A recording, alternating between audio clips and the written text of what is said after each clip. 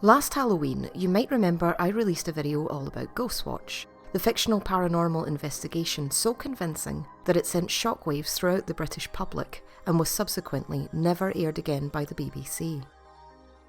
However, while it became infamous for the fallout and the controversy, it was the creative element behind Ghostwatch that I found so fascinating, and how it blended together factual and fictional elements years before the Blair Witch Project or the advent of reality TV.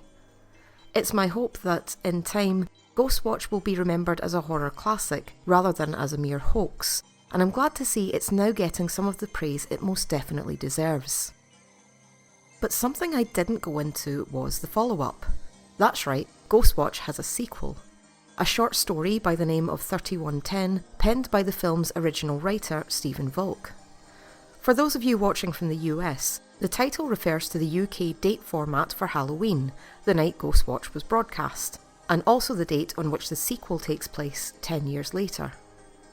This award-nominated story was featured in Volk's anthology Dark Corners, and while copies of this book are quite hard to come by, 3110 is also available to read in full as a PDF, and you can find a link for this down in the description. After my Ghostwatch video went out, I received many comments from viewers wondering what happened to the characters after the film and whether Ghostwatch could or even should be revisited. So I think this short story would definitely be of interest to those people, or indeed any fans of the original. And while it was never adapted for film or TV, 3110 was written by Ghostwatch's creator, so feel free to take this story and the fates of its characters as canon. Thanks a bunch to all the people who encouraged me to look up this story. It's certainly creative, it was a really fun and spooky read, and I very much enjoyed it. So what is 3110 and how does it fit within the Ghostwatch universe? Let's go all the way back to 2002 and see what happened during the 10th anniversary of the cursed TV show. 3110 opens with Steve Volk receiving a phone call from Ghostwatch producer Ruth Baumgarten, who delivers some surprising news. In spite of the initial controversy and the fact it was only ever supposed to be a one-off, the BBC are planning to make Ghostwatch 2 return to Studio One to air live on Halloween night 10 years after that fateful broadcast. Volk is reluctant to say the least, as he remembers how things went horribly wrong back in 1992. We then get a brief recap of what happened to the original cast. Michael Parkinson, though outwardly unaffected by the night in question, had apparently spent weeks undergoing therapy in a private clinic in Buckinghamshire after his ordeal. He now has no real memory of recording Ghostwatch, and the subject is banned from conversation around him. Kim Early and her mother Pamela moved to the United States after the incident. Kim took on a new name and accent and went on to study biological sciences. Pam, after being helped by several psychotherapists, eventually became one herself, specialising in spiritual intrusion problems and writing a book about guardian angels. However, her career was short-lived as Pam tragically died in a house fire in 1995, ironically after being remarried to a firefighter. The fates of her other daughter, Suzanne Early, and the TV presenter Sarah Greene are still unknown. After Ghostwatch, the house at Foxhill Drive was searched thoroughly, almost to the point of demolition, but no trace of either person was found. All that remained in the space under the stairs where the two became trapped was a strong smell of cats and photo-developing fluid. And while Sarah Greene was believed to have appeared on TV again numerous times after the event, including once on Children's BBC to assure the audience that she was alive and unharmed, that sadly was not the case. The person who appeared on camera was in fact a lookalike, and the whereabouts of the real Sarah Greene remained a mystery. As for the reaction at the television centre following Halloween 1992, we're told the following. Studio One at BBC TV Centre was immediately closed down. The power was cut during the poltergeist-induced chaos, and the doors sealed pending an internal investigation, which, predictably, drew no conclusions. The paranormal rarely does. Maybe that's its purpose and its essential nature. In the ensuing weeks, superstition was rife. Broadcasting House has proven itself a haunted house. people refused to work there. Certainly people refused to work in Studio One. Now in 2002, with the mass popularity of paranormal-themed shows such as The X-Files, along with the reality TV boom and the found-footage horror genre, the BBC has made the unexpected decision to revive Ghostwatch, sending a group of 6 people to the original Studio One in search of ratings, revelations, or both. Our first participant in this ill-advised venture is the writer Stephen Volk.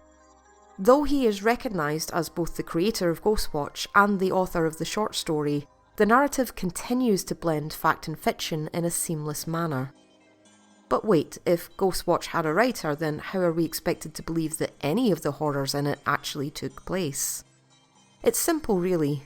Many real-life factual and documentary series do in fact employ writers. And while Ghostwatch was initially supposed to be scripted, 3110 explains that things went terribly wrong on the night in question, complete with unexpected phenomena, spiritual possessions, and 2 people who ended up missing, which the BBC then attempted to cover up. Understandably, Volk is highly anxious about returning to Studio One. Next up is Alan Demescu, the electronics engineer and member of the Society for Psychical Research, who appeared in the original programme. While he'd spent much of the runtime of Ghostwatch outside the house at Foxhill Drive, seemingly oblivious to all hell breaking loose within, he was not spared the chaos of the residents fleeing the scene as the police and ambulance services arrived. He was also not spared the endless questioning over what actually happened that night, even if, like everyone else involved, he had no real answers to give. Having visibly aged and looking rather gaunt, Demescu and Volk exchange a tentative handshake, no doubt remembering the events of 10 years ago. Our next guest is housewife Emma Stableford from Slough, who you may remember as the woman who called into the studio reporting that she'd seen a shadowy figure in the girl's bedroom. In other words, she may have been the first person outside of the Early family to have set eyes on Mr. Pipes. While it took a while for the production team to catch on to what she saw, it was Emma who first brought the ghost to their attention, and the BBC have brought her back 10 years later to see if she can repeat this feat in person. Perhaps an unexpected presence is Emilio Silvestri, the American skeptic and member of Psychops who was so critical of the original investigation. I'm sure we all remember his inherent smugness during the live feeds from New York in 1992, and he's managed to profit from debunking Ghostwatch ever since. From the looks of it, Silvestri has not changed much and writes off the entire Ghostwatch phenomenon as mass hysteria, saying, just because David Copperfield makes the Statue of Liberty disappear on ABC doesn't mean it isn't still there when you look the next morning. He is in no doubt that the entire premise was a hoax and eagerly looks forward to proving them all wrong. Another slightly odd inclusion is the Reverend Edmund Edward Griffin, who called the BBC after Ghostwatch, enraged that they'd been tampering with satanic forces, raising demons beyond their control, and being in league with the devil. This phone call actually did happen in the aftermath of Ghostwatch, though the person who made that statement was never named. Volk refers to him by his initials EEG, which is also the name of the medical procedure known as an electroencephalogram, used to record activity within the brain. Reverend Griffin joins the crew as a spiritual guide to ensure that the group of investigators will all be kept safe, unlike last time. Our final guest is 10-year-old Louise Gannon from North Berwick, who joins the cast of Ghostwatch 2 on the night of her 10th birthday. Legend has it that, according to the BBC's logs, 3 pregnant women who saw Ghostwatch went into labour out of shock, and Louise was one of those babies. She was even said to have drawn her very first breath the second the door slammed shut on Sarah Greene and Suzanne Early. Louise is a bubbly young girl, which is understandable as she's excited to be on TV and it's her birthday. Though she's usually known by her middle name, which had been chosen prior to her birth, Volk decides against saying it aloud. That's because Louise's middle name is Suzanne, just like the girl who went missing on Ghostwatch the moment she was born. One guest who had been invited to take part in Ghostwatch 2 but declined the offer was Mike Smith, one of the co-hosts from 10 years ago and the real-life husband of the missing Sarah Greene. Volk regards the invite as tactless and isn't the least bit surprised that Smith chose not to participate. 3110 also brings back another familiar face in the form of parapsychologist Dr. Lynn Pascoe. She won't be joining the team, but she's present in the control room along with Louise's mum, Bernice Gannon. Describing the crew as divers in the wreck of the Titanic, the 6 guests, along with 3 camera operators, enter the boarded up and abandoned Studio 1 at precisely 9:25, 10 years to the minute since the original broadcast. The site is described as such. Over to the left, the phone-in alcove has a layer of cobwebs over it, and I am unsure whether they are genuine or a thoughtful embellishment of the design department. My flashlight scans. It finds the bedsheet ghost image, the painting by Gottfried Henwin I saw many years ago in a Vienna gallery and recommended to the designer in its frame over the Addams family fireplace. Then, as now, fat pumpkins glowing orangely either side of the mantelpiece. Grinning skulls, eagerly, mischievously welcoming us back for round 2. From the short story, we get a good idea of how the Ghostwatch reunion plays out on TV. Volk describes the use of VT, or videotape filler, the audience's favourite Ghostwatch moments having been decided by poll, that are being played in reverse order, and sound bites from various celebrities sharing their own memories of Ghostwatch night. There's even a short interview with Kevin Tripp, the Welshman who phoned in 10 years ago to report that his cheese and pickle sandwich had fallen off the arm of the chair. Volk also describes the corny, ghostly Ghostwatch logo, which I totally don't own on a t-shirt. Meanwhile, the guests stay together in the studio where, just like in the original broadcast, not much happens, at least at first. The group sits around exchanging ghost stories and playing cards, and at one point Reverend Griffin leads them all in prayer, all but Emilio Silvestri, of course. The group find and operate the old tape reel played during the first Ghostwatch, which plays back the unearthly voices recorded for the purposes of the investigation. Eventually they start to feel cold, and young Louise keeps asking them, "When is Mr. Pipes coming?" I'm not going to spoil what happens at the end, but you can read it for yourselves using the link in the description. It's only 14 pages long and it's definitely worth your time. 3110 touches on so many more details, much more than I've gone into here, and is definitely a worthy successor to the original, at least in my opinion. I love the meta approach to fiction, which is even more meta than the first one, if that's at all possible. And I really love how it took real-life reports around Ghostwatch, such as the vicar who called in, and the reports of the woman who went into labour, and spun them into new characters for the sequel.